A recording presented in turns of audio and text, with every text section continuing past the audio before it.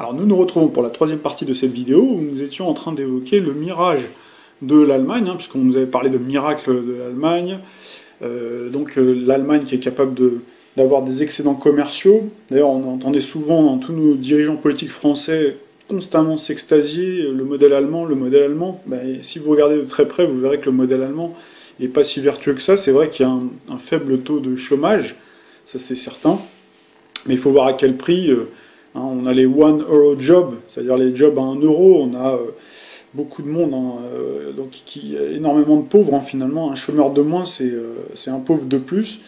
Donc voilà. Et puis sur le plan économique, sur le plan financier, en fait, ces excédents commerciaux se sont faits au détriment donc des autres pays de la zone euro, tout en sachant que lorsque l'euro a été introduite, c'est vrai que l'Allemagne avait déjà un marque.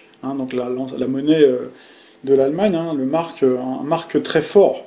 Et en fait, l'Allemagne a été conçue plutôt pour si vous voulez, qui collait plus à l'industrie allemande, une industrie beaucoup plus puissante. Par contre, cet euro, en plus, qui a un taux de change fixe, c'est-à-dire qu'on ne peut pas dévaluer, a une cote mal taillée pour les pays latins du Sud.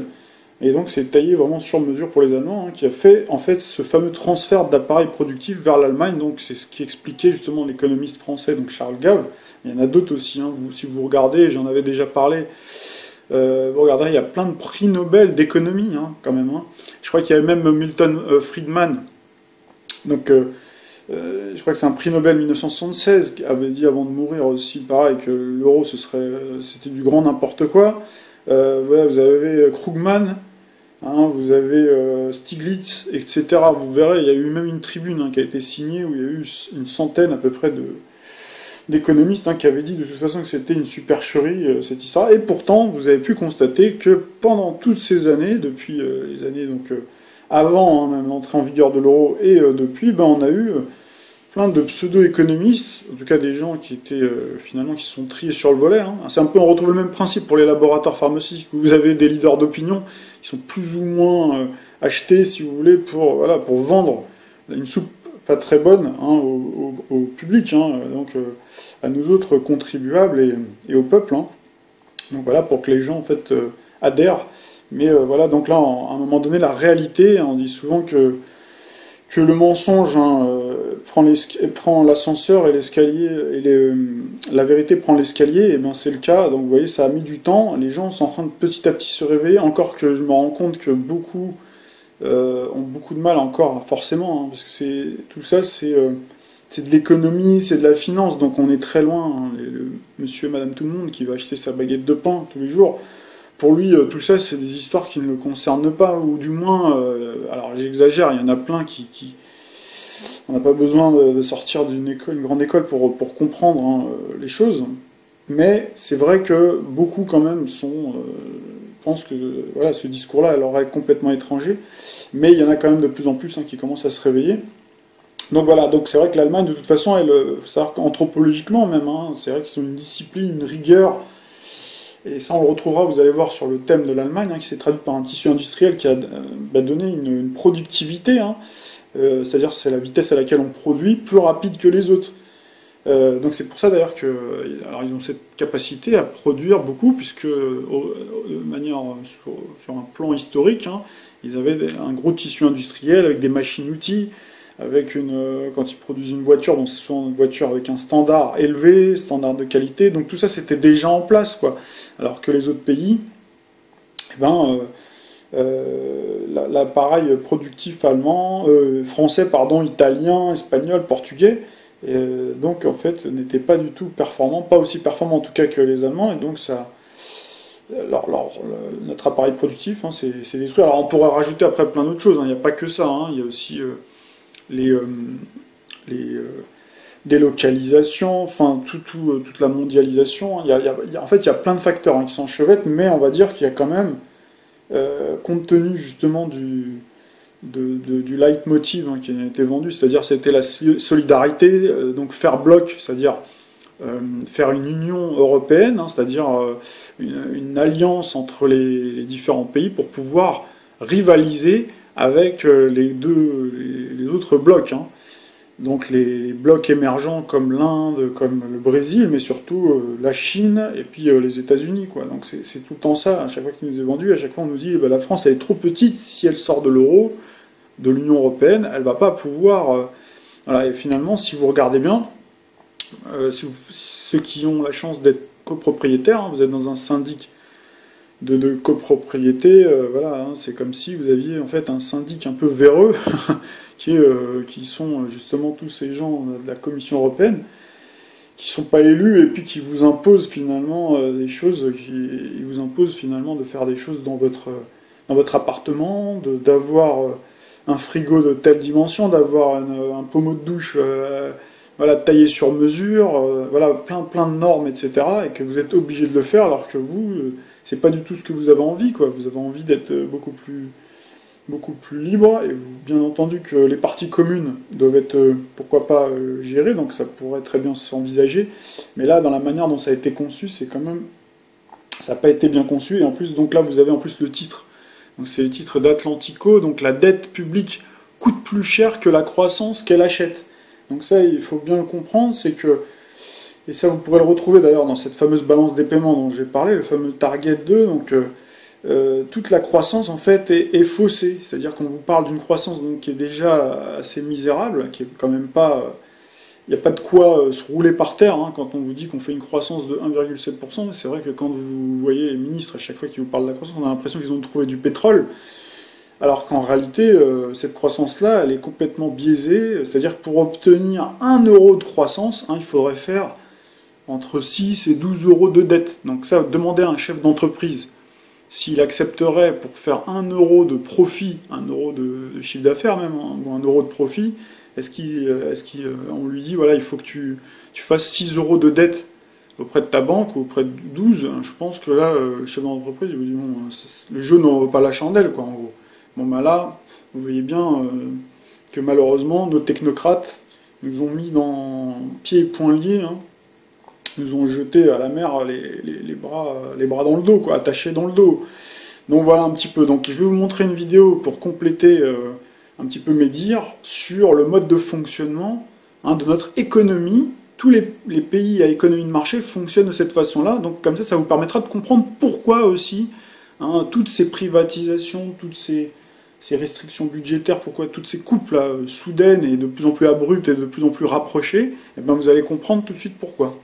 La dette publique, encore et toujours la dette publique. Il faut moins de dette publique. Dette publique, dette publique, dette publique. Oui, on a compris. Mais en effet, il y a de quoi la prendre au sérieux, cette fameuse dette publique. Son impact est mondial, et rares sont les pays qui ne sont pas sévèrement touchés. La preuve, la dette publique mondiale n'a cessé d'exploser au cours de cette dernière décennie. Mais pourquoi autant de dettes? Que faudra-t-il faire? Il faut moins de dépenses publiques, plus de compétitivité, un plan d'austérité, tout privatiser. Oula, doucement, vous en êtes bien sûr? Déjà, comment expliquez-vous que autant de pays soient endettés à ce point-là? C'est bizarre quand même. Et pourquoi ne parlez-vous pas du système des réserves fractionnaires? De la création monétaire par le crédit? Ou de l'article 123 du traité de Lisbonne? Il me semble que c'est important. Ben, quoi hein? Je vois, vous ne savez pas ce que c'est. Eh bien, dans ce cas-là, il va falloir que je vous explique.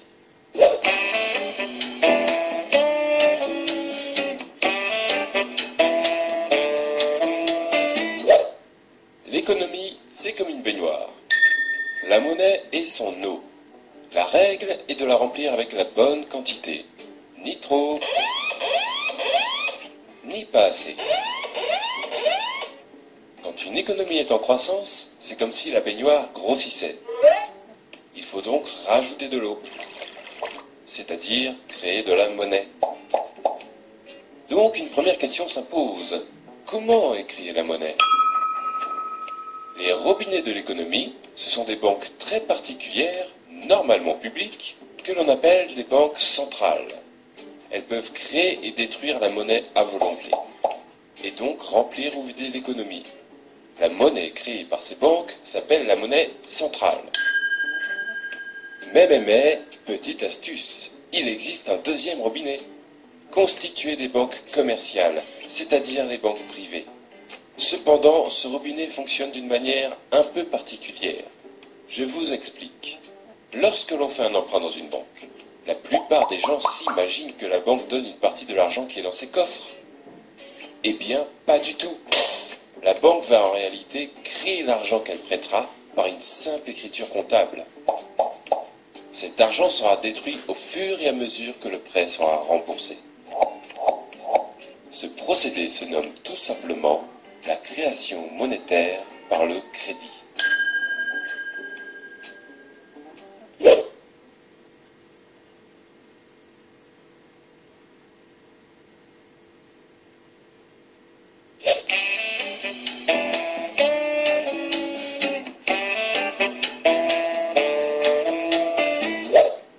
Pour savoir lequel de ces deux robinets coule le plus fort, il faut connaître les règles qui permettent de les tourner. Première règle, l'article 123 du traité de Lisbonne. Il fut un temps où les États se finançaient auprès de leur banque centrale et faisaient donc couler le premier robinet. Autrement dit, les banques centrales créaient l'argent dont les États avaient besoin pour combler leur déficit.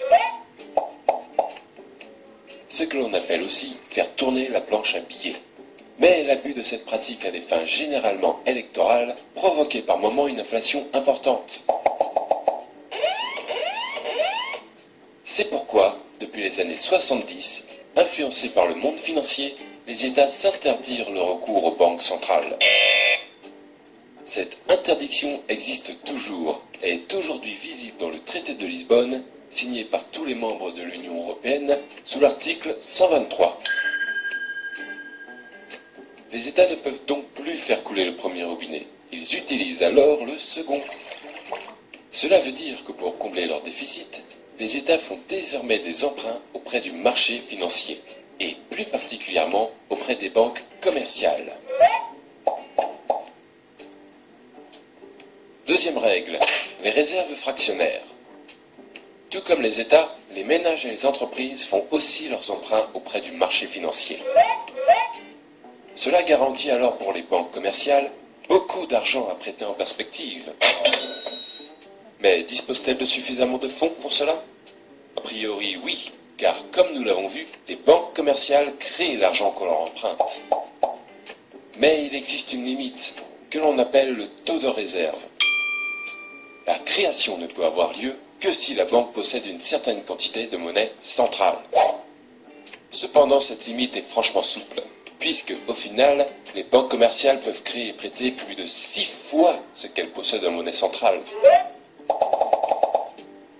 Et si malgré cette souplesse, elles sont tout de même à court, pas de souci, puisqu'elles sont autorisées à emprunter autant que nécessaire auprès des banques centrales. Cela laisse donc pas mal de liberté au second robinet. Ce système plutôt méconnu s'appelle le système des réserves fractionnaires. Il est pourtant répandu dans le monde entier.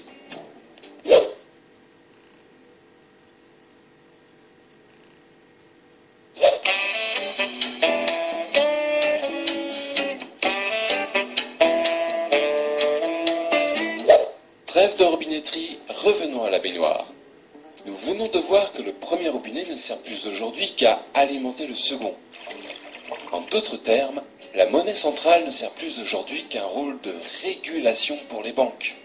On peut donc comprendre que la baignoire est alors totalement remplie de la seconde eau. Autrement dit, la totalité de la monnaie en circulation prend désormais son origine dans les crédits accordés par les banques.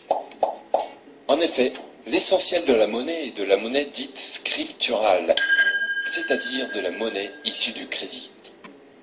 Or, il y a un problème avec cette eau. Elle s'évapore. Et oui, puisque la monnaie provient du crédit, elle disparaît quand ces mêmes crédits sont remboursés. Il faut donc sans arrêt refaire couler le second robinet pour garder la baignoire pleine. C'est-à-dire que les États, les ménages et les entreprises doivent sans cesse emprunter auprès des banques pour que l'économie fonctionne.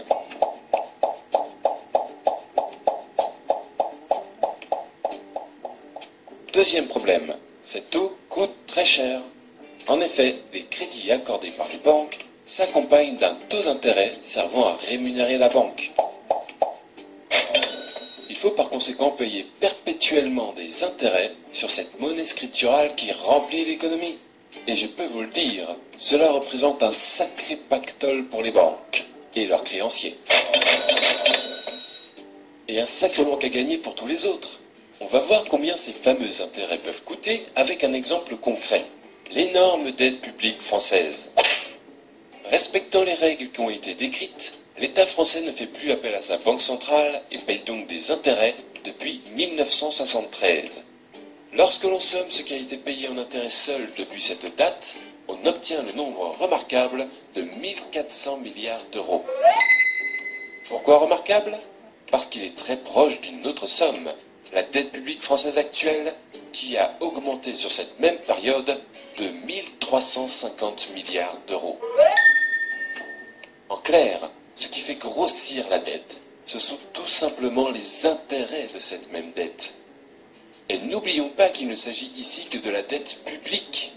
La dette des entreprises commerciales françaises, par exemple, elle, est aujourd'hui de 7 000 milliards d'euros. Les raisons d'un tel florilège de dettes publiques et privées partout dans le monde sont maintenant plus claires. En effet, une grande partie des pays de la planète baignent dans le même bain, à devoir faire des emprunts et payer des intérêts pour faire fonctionner leur économie. Pour rembourser ces emprunts et ces intérêts, il faut faire d'autres emprunts plus importants, qui amèneront d'autres intérêts plus importants aussi. On aboutit donc de cette manière à une dette qui se nourrit d'elle-même et grossit, grossit, grossit, inévitablement.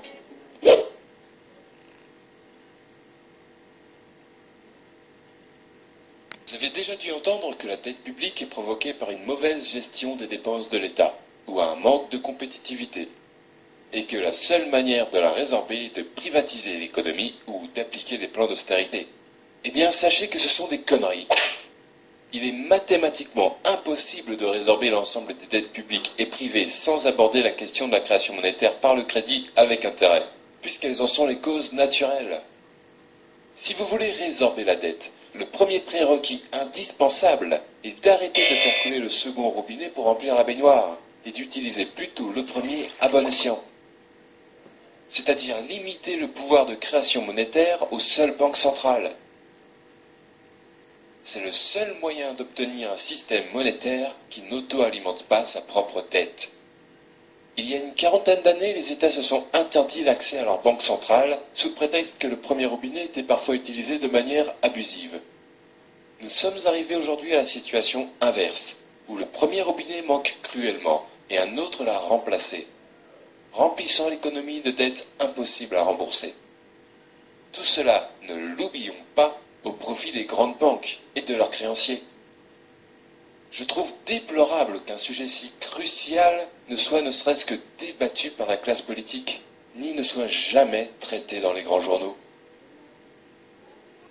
Alors après ce petit rappel du fonctionnement de notre économie, donc on se retrouve sur nos cartes du ciel, donc on est sur le thème de la réunification de l'Allemagne du 3 octobre 1990 à minuit à Berlin. Donc c'est un thème balance ascendant Lion, avec Soleil, Jupiter, Vénus, donc qui sont valorisés, voilà. Et donc ce qu'on peut remarquer tout de suite, c'est qu'on a donc Jupiter, comme je vous le disais tout à l'heure, pour le thème de l'Italie. Donc l'Italie a aussi Jupiter qui est en Lion, et on retrouve en fait l'ascendant avec Jupiter, donc très fort, donc il montre bien la puissance, justement, donc l'hégémonie de l'Allemagne. Alors, sur ses autres partenaires européens, en plus, sont dans le signe du Lion, donc le signe brillant du Lion, on retrouve en fait le Soleil, maître du Lion, qui est valorisé en fond du ciel. D'accord ? Donc ça, c'est quand même assez remarquable déjà d'une part, donc il peut expliquer aussi le rayonnement de l'Allemagne. Ensuite, après, ce qu'on peut remarquer, c'est que le Soleil forme une dissonance, puisque le cycle, le thème de l'Allemagne est marqué aussi par le cycle Saturne-Uranus-Neptune. D'accord ? Et donc on s'aperçoit en fait que là, par contre, il y a une sacrée dissonance. Et là, on retrouve quoi encore une fois dans le signe du Capricorne.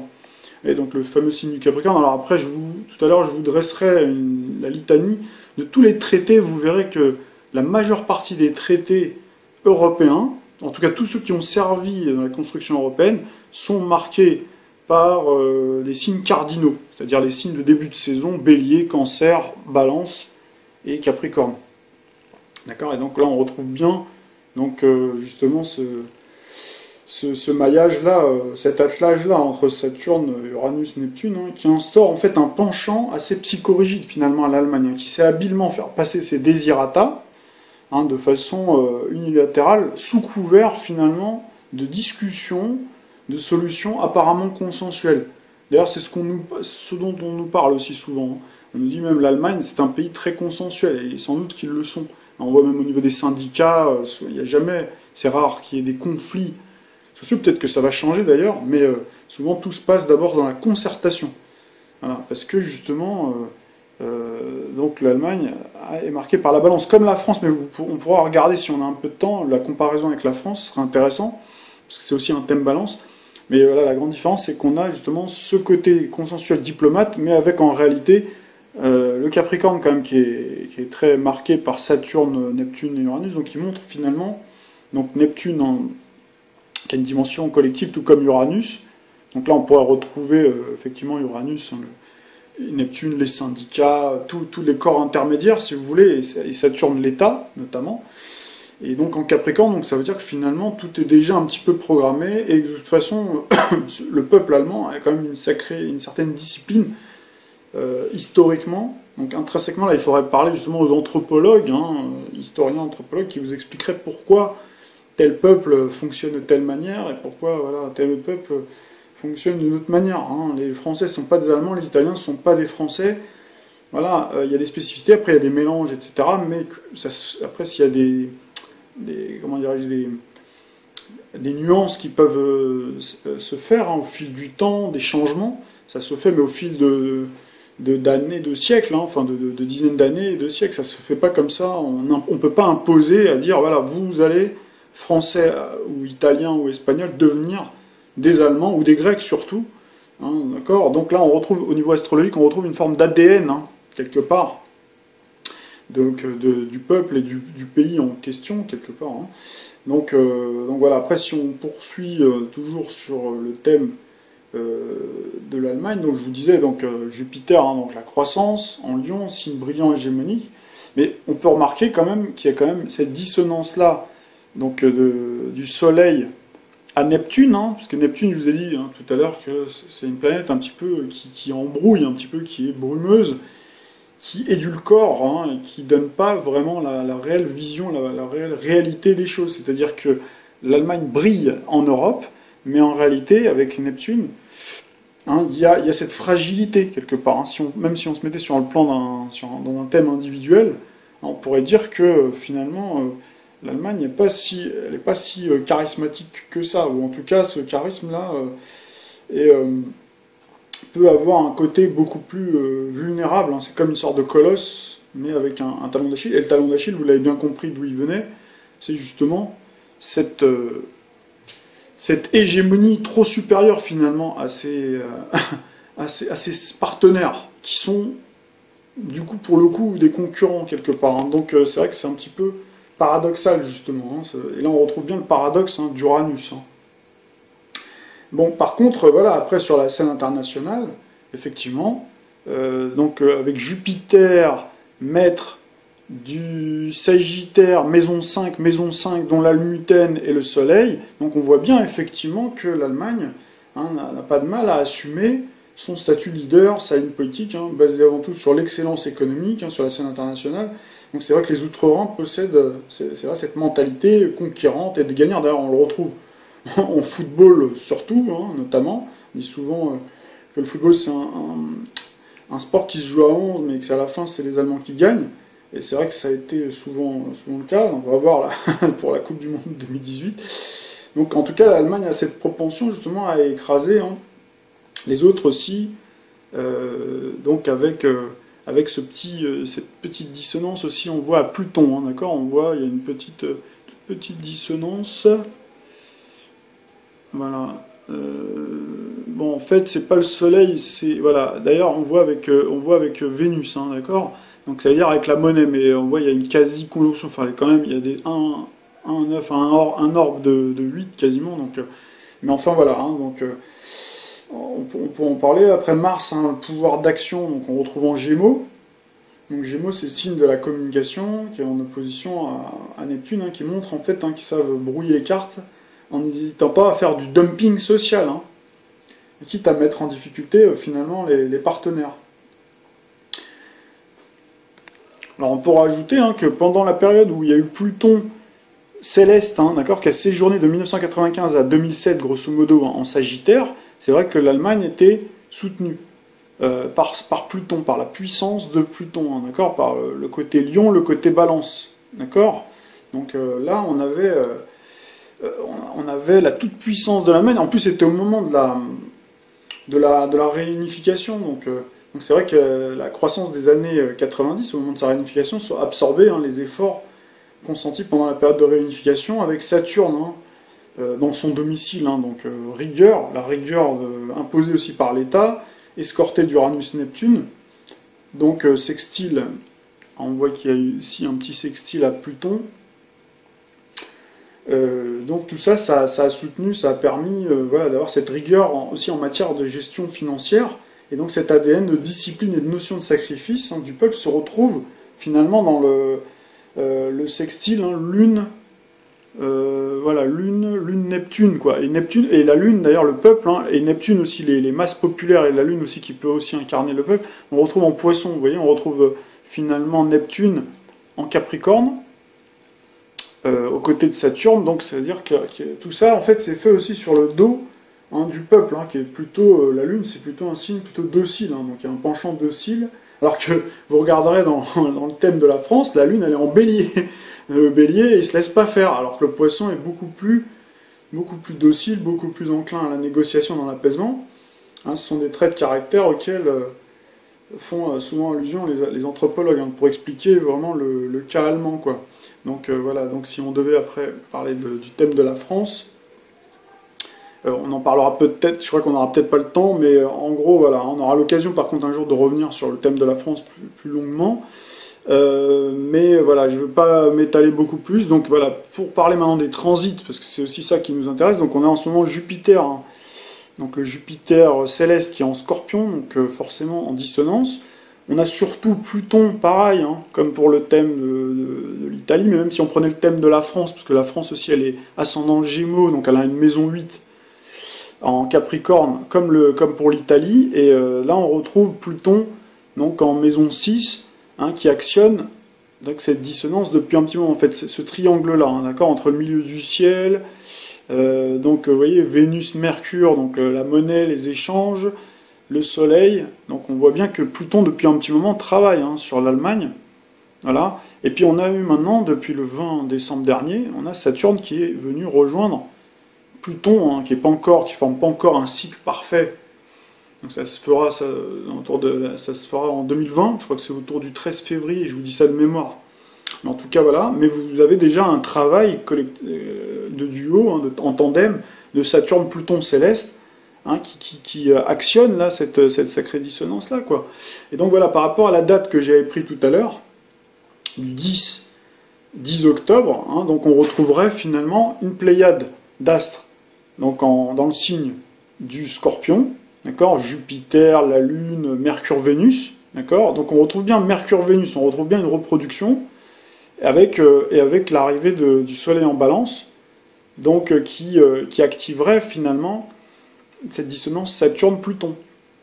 Donc là, et Saturne-Pluton, là en cycle, dans le cycle du thème de la France, parce qu'on a un Saturne-Pluton, qui fait un cycle Saturne-Pluton en Scorpion, quoi. Et puis on a donc Uranus, qui pour le moment donc est en Taureau en ce moment, mais qui fera un mouvement de rétrogradation incessamment sous peu, mais qui est très proche de toute façon en degré du Bélier, pour revenir en Bélier, pour faire son mouvement de rétrogradation. Et donc de toute façon, il a encore quelque part une influence sur l'axe Balance, Bélier, enfin sur les signes cardinaux quelque part. Donc voilà, cette période pourrait correspondre justement à pourquoi pas à cette sortie, et il y aura une autre après beaucoup plus tard, si jamais ça se faisait pas, parce que ce qu'il faut savoir, c'est qu'au niveau crise, au niveau de tout ce qui est crack, etc., la crise de 29 j'y reviendrai un peu plus longuement, mais quand on a eu le premier krach boursier en 29, on avait Pluton ici, hein, d'accord? On avait Pluton en Cancer. Le Cancer, c'est le signe de l'immaturité, hein, de l'enfance, de l'innocence. Or là, maintenant, Pluton est en Capricorne, et le Capricorne, c'est le signe de la maturité, c'est-à-dire qu'entre-temps, les financiers, tout le monde de la finance, a compris tous les mécanismes qui permettent de contrôler et de décider quand provoquer une crise. Quand provoquer une crise, quand décider qu'on allait sortir de l'euro, quand décider... Vous voyez, on a l'impression que tout est... On croit que ça va tomber comme ça, un peu au hasard et tout. Pas du tout, tout est programmé. D'ailleurs, on retrouve bien, vous voyez, l'Allemagne, pareil, hein, programmation. Donc si on pourrait regarder le thème de la BCE, hein, donc les thèmes des traités, c'est dommage, j'ai pas le temps de vous les citer, je veux pas que la vidéo soit trop longue. Je vais juste vous montrer aussi quelque chose sur le plan numérologique. Alors je dirais numérologique, mais également en rapport avec le tarot de Marseille. Pourquoi? Parce que si vous faites le calcul entre 10 octobre, donc ça fait 20, d'accord, plus 2018, donc vous verrez en fait que vous tombez sur 22. Donc le 22, ça correspond bien au... C'est un maître nombre, hein, je ne suis pas numérologue, hein, mais je sais que c'est un maître nombre, et vous verrez que souvent les cracks, les crises, etc., souvent il y a un chiffre assez particulier, hein, d'accord, un chiffre maître nombre. Donc le mas, c'est le fou, c'est-à-dire que là... Ça pourrait être la folie. Et l'hypothèse que ça se fasse là, sur cette période-là, me paraît crédible, mais après il faudra voir encore une fois par rapport à ce que je vous ai expliqué, dans le sens où c'est très loin avant d'autres élections françaises. Les élections françaises, elles seront en 2022. Tiens, on retrouve encore le côté 22. Parce qu'il y aurait effectivement une autre possibilité, ce serait au moment où on aurait Saturne qui rentre en Verseau. Donc là aussi, ce serait encore plus probable après les élections municipales, mais ça me paraît trop rapproché par rapport aux prochaines élections en 2022, si jamais il y a des élections en 2022. Donc c'est pour ça que je vous dis, à mon avis, ça peut se faire avant, voilà, le temps après de colmater les brèches, etc. Et sinon, il y en aura une autre aussi, je vous en parlerai un peu plus tard, ce serait plus 2024, où là on pourra avoir, si on a une crise maintenant, un crack, on pourra en avoir un autre beaucoup plus important autour de février 2024, mais là j'y reviendrai un peu plus longuement, au travers donc d'une prochaine vidéo, sur l'histoire un petit peu des cracks boursiers. Voilà, je vous souhaite j'espère qu'en tout cas ces vidéos un petit peu longues dans les explications vous auront plu. Et dommage, on n'aura pas eu le temps d'aborder la France, mais on aura l'occasion de le faire un peu plus longuement prochainement. Voilà, et je vous dis à très bientôt pour une prochaine vidéo. Au revoir.